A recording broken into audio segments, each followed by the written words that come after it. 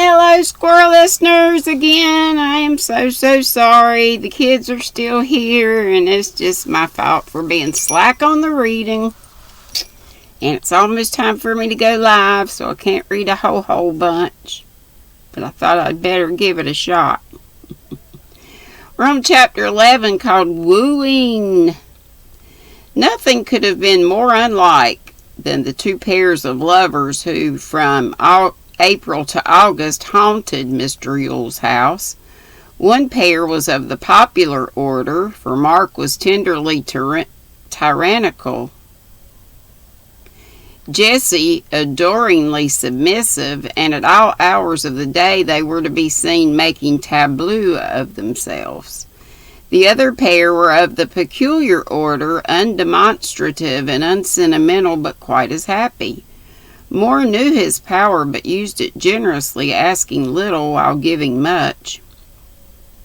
Sylvia as yet found nothing to regret, for so gently was she taught, the lesson could not seem hard, and when her affection remained unchanged in kind, although it deepened in degree, she said within herself, "That strong and sudden passion was not true love, but an unwise, unhappy delusion of my own.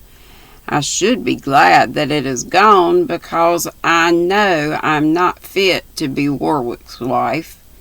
This quiet feeling which Geoffrey inspires must be a safer love for me, and I should be grateful that in making his happiness I may yet find my own." She tried heartily to forget herself and others, unconscious that there are times when the duty we owe ourselves is greater than that which we owe to them. In the atmosphere of cheerfulness that now surrounded her, she could not but be cheerful, and soon it would have been difficult to find a more harmonious household than this. One little cloud alone remained to mar the general sunshine.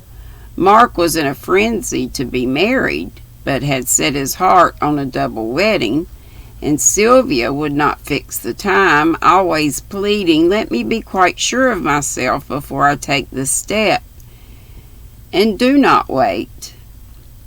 Matters stood thus till Mark, having prepared his honeymoon cottage as a relief to his impatience, found it so irresistible that he announced his marriage for the 1st of August, and declared no human power should change his purpose. Sylvia promised to think of it, but gave no decided answer, for though she would hardly own it to herself, she longed to remain free till June was past.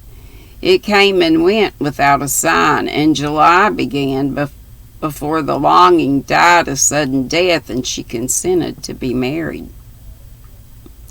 Mark and Jessie came in from the city one warm morning and found Sylvia sitting idly in the hall. She left her preparations all to Prue, who reveled in such things, and applied herself diligently to her lesson, as if afraid she might not learn it as she should. Halfway upstairs, Mark turned and said, laughing, "Sylvia, I saw Cyril today, one of the fellows whom we met on the river last summer, and he began to tell me something about Andre and the splendid cousin who is married and gone abroad, it seems. I did not hear much, for Jessie was waiting, but you remember the handsome Cubans we saw at Christmas, don't you?" "Yes, I remember." "Well, I thought you'd like to know that the lad had gone home to Cleopatra's wedding, so you cannot have him to dance at yours. Have you forgotten how you waltzed that night?" "No, I've not forgotten." Mark went off to consult Prue, and Jessie began to display her purchases before eyes that only saw a blur of shapes and colors, and expatiate upon their beauties to ears that only heard the words.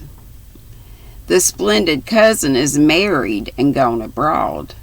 I should enjoy these pretty things 1,000 times more if you would please us all by being married when we are," sighed Jessie, looking at her pearls. "I will." "What, really? Sylvia, you're a perfect darling. Mark, Prue, She says she will. Away flew Jessie to proclaim the glad tidings, and Sylvia, with a curious expression of relief, regret, and resolve, repeated to herself that decided, "I will." Everyone took care that means it's time for my live. Get ready.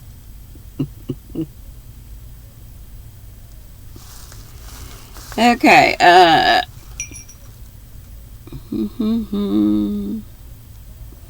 everyone took care that Miss Caprice should not have time to change her mind. The whole house was soon in a bustle. For Prue ruled supreme. Mr. Yule fled from the den of women's tongues. The bridegrooms were kept on a very short allowance of bride, and Sylvia and Jessie were almost invisible, for milliners and mantua makers swarmed about them till they felt like animated pincushions. The last evening came at length, and Sylvia was just planning an escape into the garden when Prue, whose tongue wagged as rapidly as her hands worked, exclaimed, "How can you stand staring out of the window when there's so much to do? Here are all these trunks to pack, Maria in her bed with every tooth in a frightful state of inflammation, and that capable Jane what's-her-name gone off while I was putting a chamomile poultice on her face. If you are tired, sit down and try on all your shoes, for though Mr. Peggott has your measure, those absurd clerks seem to think it a compliment to send children's sizes to grown women. I'm sure my rubbers were a perfect insult. Sylvia sat down, tugged on one boot, and fell into a reverie with the other in her hand, while Prue clacked on like a word mill in full operation. How I'm ever going to get these gowns into that trunk passes my comprehension. There's a tray for each, of course, but a ball dress is such a fractious thing. I could shake that Antoinette Roche for disappointing you at the last minute. And what you are to do for a maid, I don't know. You'll have so much dressing to do, you'll be quite worn out. And I want you to look your best on all occasions, for you will meet everybody. This collar won't wear. Clara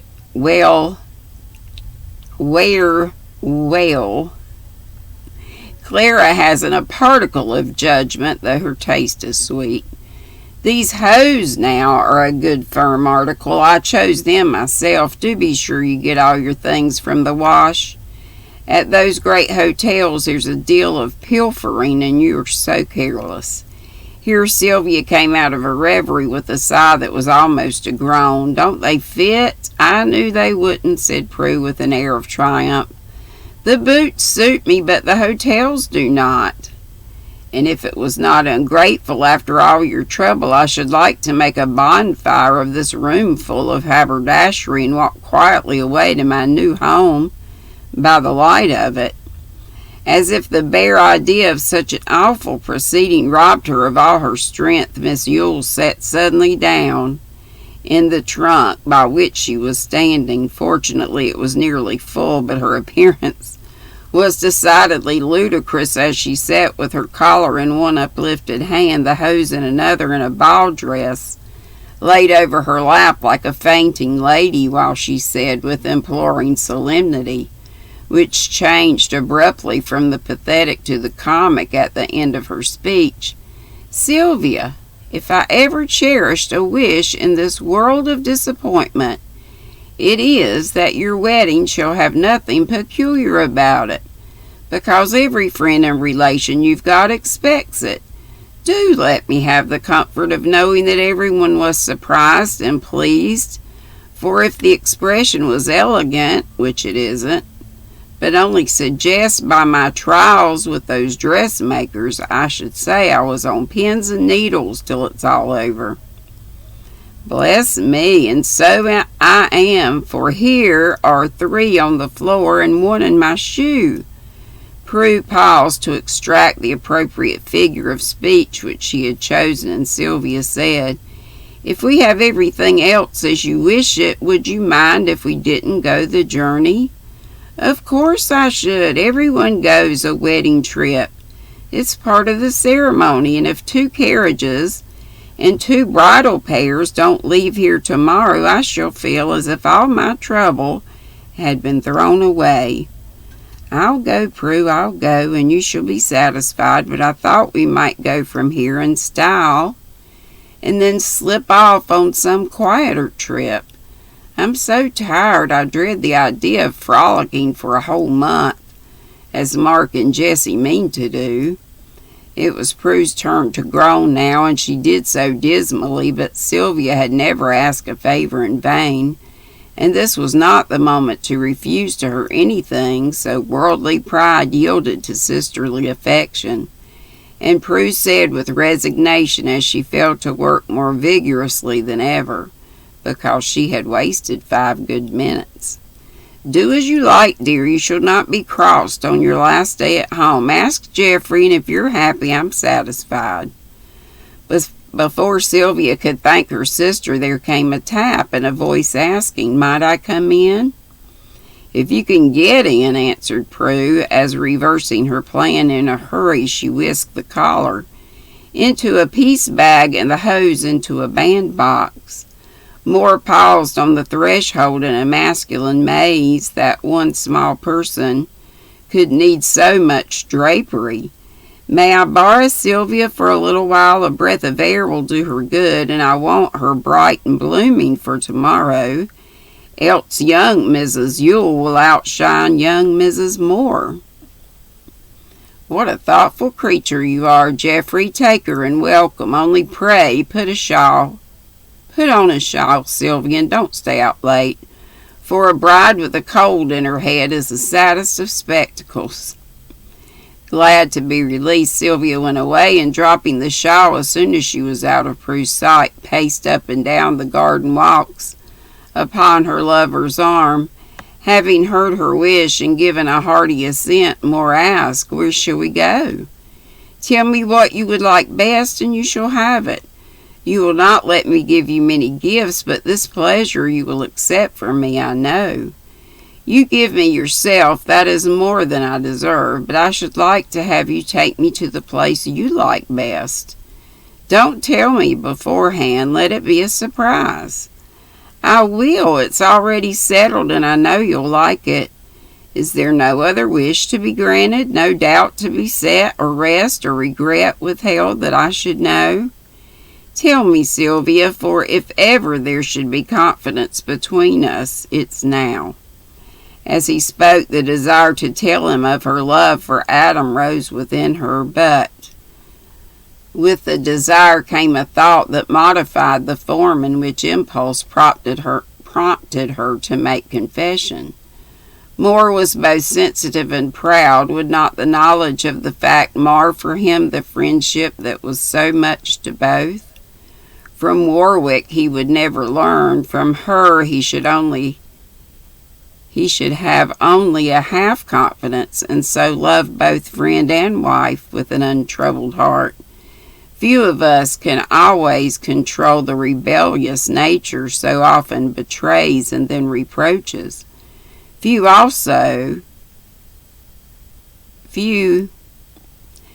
always weigh the moment and the act that bans or blesses it, and where is the life that has not known some turning point when a fugitive emotion has decided great issues for good or ill?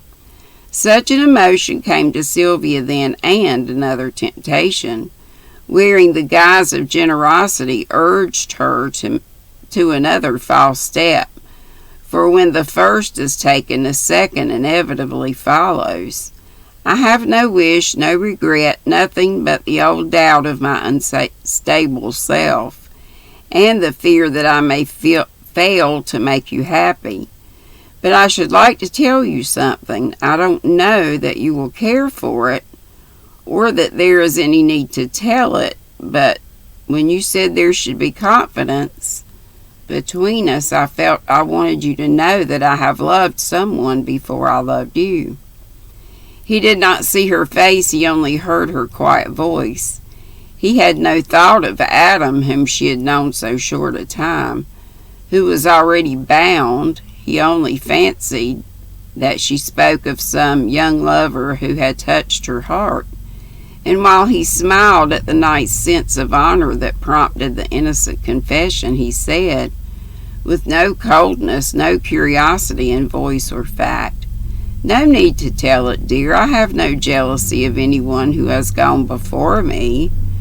Rest assured of this, for if I could not share so large a heart with one who will never claim my share, I should not deserve it. That's so like you. Now I'm quite at ease." He looked down at her as she went beside him, thinking that of all the brides he had ever seen, his own looked least like one. "I always thought you would make a very ardent lover, Sylvia, that you would be excited, gay, and brilliant at a time like this. But you're so quiet, so absorbed, and so unlike your former self, that I begin to think I do not know you yet." "You will in time. I'm passionate and restless by nature, but I'm also very sensitive to all influences, personal or otherwise. And were you different from your tranquil, sunshiny self, I too should change. I am quiet because I seem in a pleasant state, half waking, half dreaming, from which I never wish to wake. I'm tired of the past, contented with the present, and to you I'll leave the future. It shall be a happy one if I can make it so, and tomorrow you will give me the dear right to try." "Yes," she said, and thinking of the solemn promises to be then made, she added, thoughtfully, "I think, I love, I know, I honor, I will try to obey. Can I do more?" And I'll stop there. Oh, doggone, it's almost done, I think, though. I'll go ahead. Oh, let me have time. Oh, not much. Well, for them both, if they could have known that friendship is love's twin and the gentle sisters are too often mistaken for each other, that Sylvia was innocently deceiving both her lover and herself by wrapping her friendship in the garb her lost love had worn, forgetting that the wanderer might return and claim its own, leaving the other to suffer for the borrowed warmth. They did not know it, and walked tranquilly together in the summer night, planning the new life as they went, and when they parted, more pointed to a young moon hanging in the sky. "See, Sylvia, our honeymoon has risen. May it be a happy one." "It will be, and when the anniversary of this glad night comes round, it shall be shining still. God bless my little wife." That's all of chapter 11. And there's a little picture of them in the garden. And I better get out of here. Be sweet, don't be ugly. Sorry, I'll try to start reading more. Bye.